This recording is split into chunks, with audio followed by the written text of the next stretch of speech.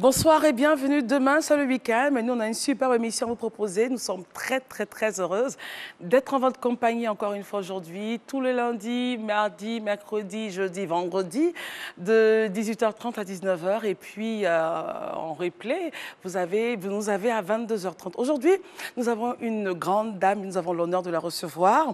Elle est architecte d'intérieur, directrice générale adjointe d'un cabinet de consulting en architecture d'intérieur et trésorière générale du Conseil national des architectes d'intérieur de Côte d'Ivoire. Avec beaucoup de plaisir, je vous demande d'accueillir avec moi Yolande Kodjovi qui arrive.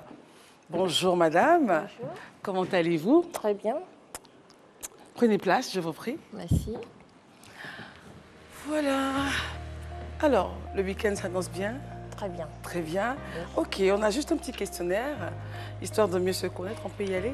On peut aller. D'accord. Alors, dans la semaine, quel est votre jour préféré? Le mercredi. Le mercredi, d'accord. Votre plus grande joie dans la vie? Ma plus grande joie, c'est l'obtention de mon bac. Parce que ça a été très décisif pour ma vie, pour mon futur. D'accord. Votre principale qualité? Je suis très difficile en matière de précision, en matière de finition, en matière de... J'aime les choses bien faites, en fait. Et votre défaut? La précision, voilà. Okay. Souvent, ça agace certaines personnes qui travaillent avec moi et qui veulent aller, comme on dit habituellement, vite en besogne, on va dire. D'accord, ok. Qu'est-ce que vous aimez chez les gens? J'aime la sincérité. J'aime tous ceux qui sont simples, qui sont joviales. Et qu'est-ce que vous n'aimez pas chez les gens? L'hypocrisie, la méchanceté et la manipulation surtout. Votre plat préféré? C'est le foufou. Le foufou? Oui. À la bonne sauce légère? Oui, oui. D'accord. Est-ce que c'est le métier que vous avez toujours aimé faire, l'architecture, ou toute petite, il y avait autre chose? Je dirais que c'est pas forcément le métier que j'avais voulu faire, mais j'étais beaucoup dans le dessin, dans tout ce qui était artistique, tout ce qui était beau à voir et tout. Donc je dirais que je n'ai pas voulu forcément faire autre chose, mais j'ai suivi ma voie. La voie, tout simplement. Tout simplement. Est-ce qu'il y a un autre pays que vous appréciez à part la Côte d'Ivoire? Le Canada. Le Canada. L'artiste préféré? Stromae. Stromae, d'accord, l'artiste belge. Oui. Et pour se détendre, vous aimez? Aller en bordure de mer. Aller à la plage. Voilà. Alors, le récap, votre jour préféré de la semaine, c'est mercredi. Oui. Votre plus grande joie, c'est l'obtention du bac, qui a été vraiment la voie ouverte à ce que vous faites aujourd'hui. Oui. Votre principale qualité, vous aimez les choses bien faites. Tout à fait. Et le défaut, c'est que vous êtes trop précise et ça agace souvent ceux avec qui vous travaillez. Ce que vous aimez chez les gens, c'est les gens simples, la sincérité, les gens joviales. Ce que vous ne supportez pas, c'est les hypocrites et ceux qui manipulent. Tout à fait. Votre plat préféré, le foufou. Le métier, ça a toujours été la passion du dessin, du beau. Donc, on n'est pas étonné de ce que vous fassiez aujourd'hui. Le pays de rêve, à part la Côte d'Ivoire, le Canada.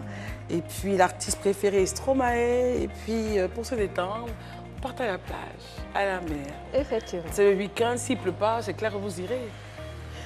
S'il ne pleut pas, peut-être oui, vu le temps actuel. Vu le temps actuel, c'est pas très évident. Pas très évident. Alors venez, on va accueillir nos chroniqueuses qui sont avec nous pour l'émission du jour. Alors, il y en a deux. D'accord. Il y en a une, c'est notre maman beauté, rubrique mode et beauté, c'est la patronne, ça s'appelle Raïssa Zoré. On va l'accueillir maintenant. Raïssa, ça va ma chérie? Oh, magnifique, Boubou. Très belle, merci. C'est magnifique, ma chérie. Yolande Kodjovi.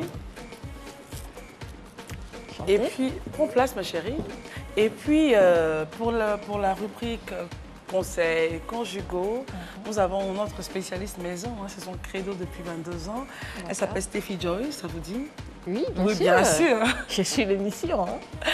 Stéphie, bonjour. J'aurais pu... Non, tu repars pas avec la chemise, ça c'est clair. Très belle la chemise. C'est très joli. Yolande Kodjovi, Stéphie. Prenez place, madame. Prenez place là. Madame, monsieur, bonsoir encore une fois et merci de votre fidélité à ce programme. Vous êtes de plus en plus nombreux à nous suivre de partout en Côte d'Ivoire et même à l'extérieur du pays. Merci de vos réactions sur la toile, merci de vos invitations, merci. Enfin bref, un gros cœur comme ça pour vous, merci. Et que Dieu vous garde. Nous avons notre invitée, madame Yolande Kodjovi, qui est dans l'architecture d'intérieur. Tout à fait. Et on va parler avec elle avec beaucoup de plaisir. Alors, combien d'enfants vous avez? J'ai 2 enfants. Ils ont quel âge? Il y a une... Moi, j'ai 2 filles. Ah, 2 filles. J'ai 2 filles, je suis gâtée. Hein. J'ai 2 filles. La première, elle a 9 ans. 9 ans. Et la deuxième, elle a 7 ans. Parlez-moi un peu de vos études. Oui, j'ai fait mes études après le bac. C'est un bac D? Non, c'est un bac H1. H1. Spécialité en matière artistique, on va dire. Ok, alors le H1, on le fait où? Au Léa? Au Léa. Alors le Léa, c'est le lycée d'enseignement artistique. Qui est à l'INSAC. Qui est à l'INSAC, oui. Côte d'Ivoire, oui.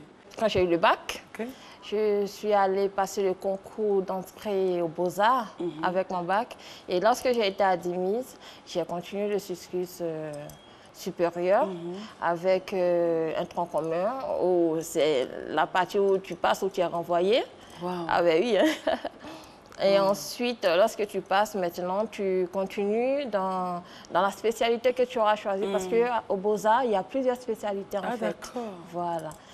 On a plusieurs spécialités là-bas. Et vous avez choisi l'architecture, où j'ai été très déconseillée au départ. D'accord. Alors, on va y revenir, mais dites-nous, est-ce que vous avez eu des moments difficiles dans ce parcours Oui, bien sûr, ça n'a pas été facile pour moi. J'avais perdu ma mère en classe de, je crois, 5e, oui. Et j'avais été accueillie par sa grande sœur, puis ensuite par sa cousine, ensuite par son frère. Bon, enfin, vous avez tourné, en fait, J'ai tourné dans la famille. Ensuite, au niveau de la première année, je me suis retrouvée seule. Première année Première année dans le tronc commun, comme je l'ai dit tout tantôt, après le bac, au Beaux-Arts. Au Beaux-Arts. Et là, ça a été un peu difficile. Il fallait joindre les deux bouts en même temps. Il y a des choses à acheter pour les cours et tout. Tout à fait, tout à fait. Il fallait suivre aussi les études. Ça n'a pas été facile. Mais par le soutien de plusieurs personnes, j'ai pu m'en sortir, on va dire ça comme ça. Et aujourd'hui, quand vous regardez votre parcours, vous êtes fière? Très fière. Surtout ces moments difficiles là. Très, très fière. Voilà. D'accord. Et elle est fière de son parcours et je pense que cela va donner de la graine à tous ceux-là qui sont dans ce domaine ou à celles-là qui en ce moment passent des moments difficiles. On y reviendra. Mais c'est le moment pour Stéphie de nous faire sa chronique. Et aujourd'hui, Stéphie a décidé de nous parler d'une chose assez intime. Le topic, c'est la simulation sexuelle. Qu'est-ce que c'est, Stéphie? Merci Christelle. Alors la simulation sexuelle, c'est tout simplement le fait de faire semblant au lit lorsqu'on a des rapports avec son conjoint. La personne poussera des cris pour encourager son partenaire alors qu'au fond, elle ne ressent rien. Alors, c'est un réel problème qui impacte la vie des foyers et malheureusement, les femmes vivent dans un cercle vicieux parce qu'elles n'osent pas dire à leur partenaire que ça ne va pas. Elles préfèrent se taire et c'est dangereux. Alors pourquoi est-ce qu'elles le font? Pourquoi est-ce qu'elles simulent, Stéphie? Les femmes le font parce que souvent elles ont peur de perdre l'homme. Elles ont vraiment peur de dire parce la vérité. Qu'elles se disent, de dire la vérité. Elles se disent que parce qu'en général elles ont déjà commencé. Elles ont déjà commencé à simuler dès le départ. Donc après pour dire au monsieur que mon frère vraiment ça va pas, c'est difficile. Voilà, donc pour ne pas perdre le monsieur, parce que tu vas dire à un homme, après 2 ans, 3 ans de vie commune, tu vas lui dire, ben, je n'ai jamais eu de plaisir, mais il va dire, mais attends, donc tout ce temps, tu es suspecte. Donc elles préfèrent se taire pour ne pas perdre leur homme. Et elles ont peur aussi qu'on les traite de nuls. Parce que l'homme, dans sa tête, il se dit que ce qu'il fait là, c'est bien, ça satisfait sa partenaire. Donc, elles ne veulent pas passer pour des femmes frigides ou des femmes voilà, qui n'éprouvent rien du tout. Elles préfèrent plutôt mentir pour que l'homme, lui, soit satisfait. Mais en même temps, elles en souffrent en réalité. Elles en souffrent énormément. Elles en souffrent énormément. Alors, elles le font aussi pour préserver, malheureusement, leur image. C'est-à-dire, que va-t-il penser de moi si je n'arrive pas à atteindre l'orgasme? Parce qu'en fait, personne ne veut passer pour un mauvais coup. Donc elle simule même jusqu'au point de l'orgasme. Effectivement. Wow. Du début à la fin. Du début à la fin. Quels sont les conseils qu'on pourrait donner? Il faut pouvoir lever les barrières de la communication, mesdames, sur la sexualité. Dès l'instant où on est en couple, il n'y a plus de sujet tabou. Il faut aborder tous les thèmes. On a des relations sexuelles, c'est vrai, pour faire des enfants, mais aussi pour Avoir du plaisir. Avoir du plaisir, être heureux. Il n'y a pas de raison que votre partenaire tire tout le bénéfice et puis vous enfoncez dans le mensonge. Et après, ça pourrait créer d'autres problèmes. Ça crée d'autres problèmes. Dans le couple. Ça crée même des problèmes. La femme pourrait se dire, bon, comme je n'ai pas de plaisir ici, elle va ailleurs. Que j'aille voir ailleurs. C'est ça, c'est ce qui arrive. Et on se retrouve avec des cas, de nombreux cas d'infidélité féminine, justement. Wow. Et c'est là que se situe le problème de la simulation. Parce que la femme doute. Elle se dit, bon, si je n'arrive pas, malgré tout ce que mon mari me fait, je n'arrive pas à avoir du plaisir, il faut que j'aille dehors pour voir peut-être, soit c'est moi le problème, soit c'est lui. Donc, il faut que j'aille avec l'autre ce qui se voilà, passe. Tester, pour voir ce qui se passe. Et c'est dans cette situation qu'on s'enfonce souvent dans l'infidélité. Et selon justement les statistiques, il y a pas mal de femmes dans ce cas-là. Oui, 5 femmes sur 10. Oh my God. 5 femmes sur 10 dans le monde simulent. Une femme qui n'est pas satisfaite, elle a tendance à être acariâtre, à être aigrie. Et ça se joue, voilà, ça se joue à tous les niveaux. Au travail, tu verras quelqu'un qui passe son temps à crier sur tout le monde, à être de mauvaise humeur.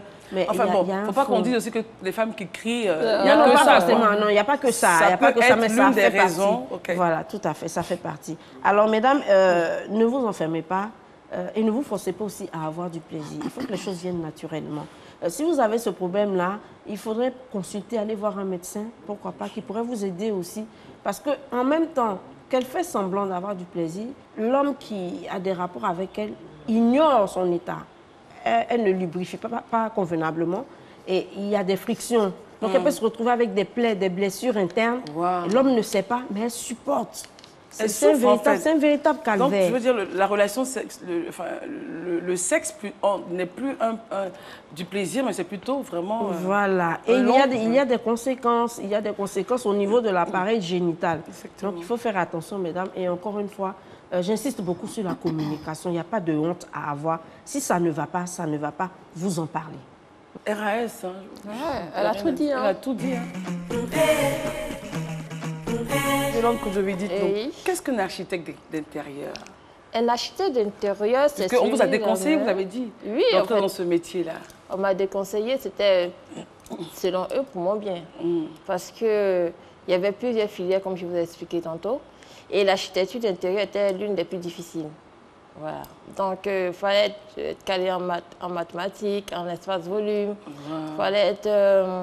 opérationnel en matière physique, parce que vous savez, le bâtiment, c'est un métier d'homme, on va en revenir. Ouais. Mais je dirais comme ça que l'architecte d'intérieur, c'est celui-là même qui s'imprègne de votre personnalité et qui conçoit ou aménage un cadre bâti où vous êtes vraiment très à l'aise. Voilà. Et ça a été toujours votre passion? C'était toujours ma passion. D'accord. Alors, dans la construction d'une maison, jusqu'à l'équipement, vous intervenez dans la construction ou c'est juste le bâtiment est déjà fait, tout. En fait, nous intervenons, on intervient à tout moment. À tout niveau, ok. On peut intervenir avant ou après la construction de l'édifice.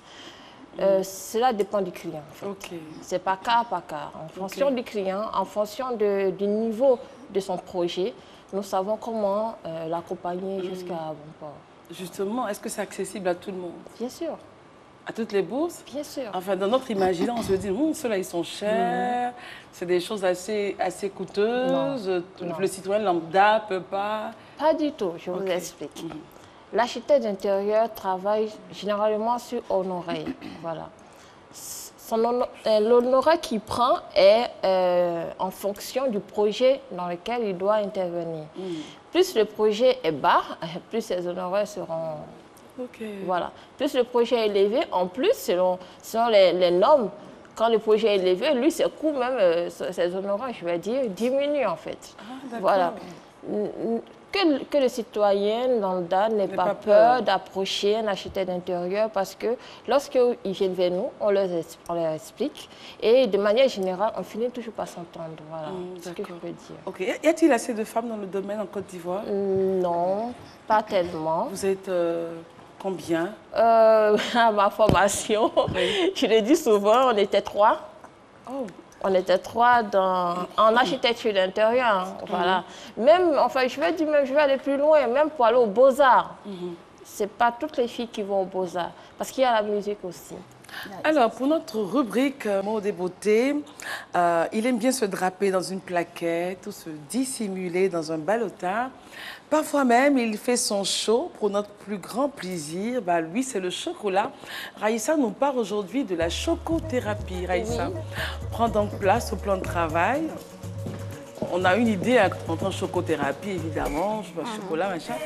Mais concrètement, qu'est-ce que c'est? La chocothérapie, du bon, du beau, du doux pour la peau. Cette petite bombe de bonheur qui réjouit nos papilles et notre corps s'est invitée dans nos soins cosmétiques. Ce qui s'appelle la chocothérapie, Christelle. D'accord. Donc, c'est une épice adorée autrefois par les Mayas et les Aztèques, 2000 ans avant Jésus-Christ. Eux, ils utilisaient en fait le chocolat. Ils enduisaient leur corps de chocolat d'eau de pluie, de pétales de fleurs pour cicatriser leurs plaies, leur donner un beau teint et puis se protéger des intempéries. Oui, ok. Voilà. Okay. Donc, le chocolat a plusieurs bénéfices, ça on le sait. Le chocolat a une action anti-stress, une action énergisante, c'est un antioxydant. Le chocolat protège des radicaux libres. Le chocolat régénère la peau, il la renouvelle et il ralentit le processus du vieillissement de la peau. On comprend pourquoi les Aztèques étaient fanas de cette recette. Alors, ils avaient une très belle peau. Très belle peau. Teint, oui, quels sont les ingrédients qui rentrent en ligne de compte dans cette recette? Alors, on a du chocolat. Oui. Chocolat noir. Oui. Voilà. De l'eau de rose. Ok. Et du citron. Alors, l'eau de rose, où l'obtenir? En pharmacie? En pharmacie, dans le commerce. Okay. Au supermarché, oui. On demande de l'eau de rose. Rose. Ok, très bien. L'eau de rose a des vertus hydratantes. Ok. Et l'eau de rose lisse la peau. Donc, ça gomme un peu les imperfections de la peau. D'accord. Voilà. Et puis, on l'utilise aussi pour les yeux. Ça, tu le savais? Non, pas du tout. Oui, il guérit tout ce qui est picotement dans les yeux. Ah, d'accord. Oui, les yeux rouges. Il faut qu'on achète pour Stéphie. Elle a toujours des picotements. Ça la fatigue. D'accord. Alors, qu'est-ce qu'on fait avec le citron? On démarque en fait, bon. Tu as déjà fait la recette? Oui, j'ai déjà fait la recette, mais j'explique. Alors, vu que le citron est un acide de fruit, communément appelé AHA, donc on va l'utiliser pour donner une action clarifiante à notre mélange. Ok. Voilà. Donc, on a du chocolat. On rajoute juste un peu d'eau de rose. Voilà. Juste un peu? Oui. Ok. Donc, l'eau de rose, comme je dis, pour le rappeler tout à l'heure, donne un bon aspect à la peau. L'eau de rose rajeunit la peau également. L'eau de rose lisse la peau, la tonifie et puis affine le grain de peau. Donc, on mélange l'eau de rose avec le chocolat, la pâte qu'on a obtenue. D'accord. Voilà, comme ça. Et puis, il faut rappeler, si vous avez du chocolat noir à la maison, vous devez le fondre au bain-marie. Donc, oui, il y a deux astuces. Soit vous le mettez dans une casserole à feu doux et puis on le fait fondre. Soit on met dans un récipient comme ceci, on pose dans de l'eau chaude et puis on attend que ça fonde. Voilà. Donc il faut utiliser quand c'est un peu tiède. Parce que lorsque c'est tiède, le chocolat libère ce qu'on appelle le polyphénol sur la peau. Voilà. Mais dis donc. Hein. Et c'est tout bénéfique pour la peau. Hein. Et là, tu ajoutes le citron maintenant? Oui, le citron. Voilà, c'est juste une tranche hein, que tu as ça dépend. Si vous avez la peau très très grasse, il faut jusqu'à mettre 2 parce que ça ne va pas piquer vu qu'il y a déjà des actions hydratantes ici. D'accord. Voilà. Alors on rappelle que c'est du chocolat noir. Chocolat noir. De l'eau de rose. De l'eau de rose. Et puis du citron. Et du citron. Voilà, il faut mélanger comme ceci. Alors Aïssa, avec ce bon mélange, on va donc l'appliquer sur, tester sur notre mannequin. Sur le visage de notre mannequin du jour, Fatou. Oui. Il faut rappeler que ça s'adapte à tout type de peau. On le met forcément avec un pinceau? Non, on peut le mettre à la main, mais comme c'est vraiment salissant. Ok, à la main. On utilise un pinceau. Après, le pinceau, on applique avec finesse, précision. Ok. Sans trop. Et puis, on n'a pas dit combien de carreaux de chocolat il faut, hein? 6. 6 carreaux. Après, si ça reste, vous pouvez toujours garder au réfrigérateur. Bien sûr. Ok, d'accord, ça se conserve. Ça se conserve. Après, si vous voulez utiliser, vous chauffez. Tout le temps qu'il faut, hein. C'est bon. Voilà. Donc, et ça, on le fait combien de fois par semaine? 2 fois par semaine. On peut même le faire 3 fois par semaine. Okay. Donc, il faut veiller à l'appliquer au niveau des zones, la zone clé du visage. Donc, le front, le nez et le menton. C'est très important. D'accord, ok. Alors, Fatou, on se retrouve tout à l'heure. Alors, Aïssa, est-ce que c'est possible de personnaliser cela? Oui, c'est possible selon le type de goût de chacun. Et le goût de chacun. Parce qu'en fait, là, on peut utiliser la fleur d'oranger, on peut utiliser de l'huile de ricin, on peut utiliser de l'huile de carotte. En fait, c'est selon ce que chacun veut. Vous pouvez personnaliser votre recette comme vous le voulez, comme vous le souhaitez. Oui. D'accord. Alors, Madame Koujovi, alors, votre plus grande fierté aujourd'hui, c'est d'être une femme et d'avoir atteint ce niveau? Oui, c'est d'être une femme, d'avoir atteint le niveau dont vous venez de le dire, et surtout de pouvoir prendre mes 2 trésors et aller quand je veux, comme je veux, où je veux, par ce métier qui me le permet. Voilà. D'accord. Alors, est-ce que vous trouvez assez de temps justement pour eux? Bien sûr. Parce que ça, c'est prenant, votre métier. C'est très prenant, c'est très difficile par moments, mais tout dépend de l'organisation qu'on se donne. Voilà. Il faut être très organisé lorsqu'on fait ce métier-là en matière de famille et de travail. Il ne faut pas délaisser la famille. Faut pas... Parce qu'on peut avoir tendance à délaisser la famille. Ça arrive. Ça arrive. Vous savez, souvent, les clients ne comprennent pas que le projet, il prend du temps pour sortir. Quand il te commande un travail, il le veut demain, en fait. Alors que ce sont des choses qui durent sur le temps. Voilà, qui se préparent, qui s'étudient et tout. Donc, mes enfants, par la grâce de Dieu, elles sont très compréhensives. Elles arrivent même souvent dans mon bureau. Si vous venez chez moi, si vous venez chez moi, vous verrez des endroits aménagés pour elles. Elles sont adorables, elles me comprennent. Et dès que j'ai un bout de temps, c'est Yolanda et les princesses. Voilà, alors, est-ce que vous sentez en l'une de vos filles celle qui pourrait reprendre le flambeau? Déjà, les 2 aiment beaucoup dessiner. C'est par là que j'ai commencé. Quand j'étais très petite, j'étais tout en train de dessiner. Et elles ont pris ça? Elles ont pris ça. Maintenant, il y a une qui a un penchant pour la médecine, mais je ne sais pas, on verra demain. Qu'est-ce que vous avez à dire à toutes ces jeunes filles qui, comme vous, veulent embrasser ce métier, mais qui, peut-être, comme à votre époque, ont les préjugés des uns et des autres? Je dirais comme ça qu'elles viennent. C'est très important de pouvoir faire le métier qu'on a choisi. Et aussi, je veux les encourager beaucoup. Parce que ce métier, il n'est pas... On n'a pas besoin d'être super girl, hein. On n'a pas besoin d'être super woman. C'est naturel. Il faut juste aimer le métier. Il faut le pratiquer. C'est super. Moi, je les encourage. Elles toutes. Il y a de la place. Pour tout le monde. Merci beaucoup. On a fini l'émission, mais on n'a pas vraiment fini. D'accord. Puisque vous devez nous faire votre instant, votre moment. Vous allez nous faire une petite blague. Oui.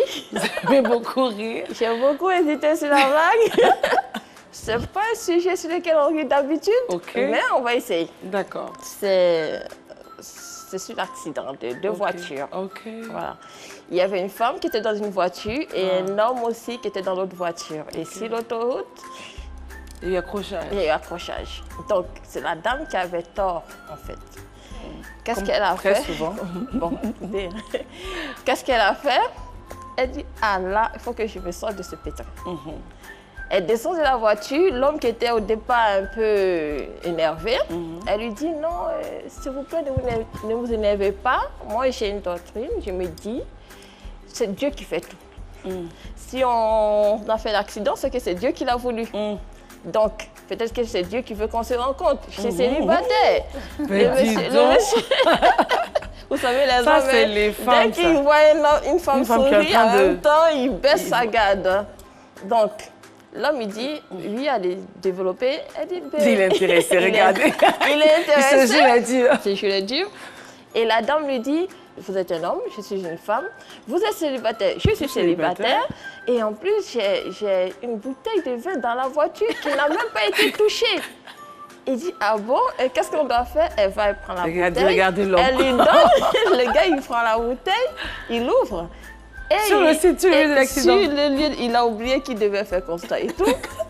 Et il lui dit, vous en buvez? Elle dit, allez-y, allez-y. Et lui, il boit. Dès qu'il lui donne, non, allez-y, allez-y. Elle le met dans l'ambiance, il boit la moitié de la bouteille. Il est un peu sourd. Un peu. Il redonne la bouteille à la dame, elle prend maintenant et elle ferme la bouteille. Mais oui, elle est intelligente.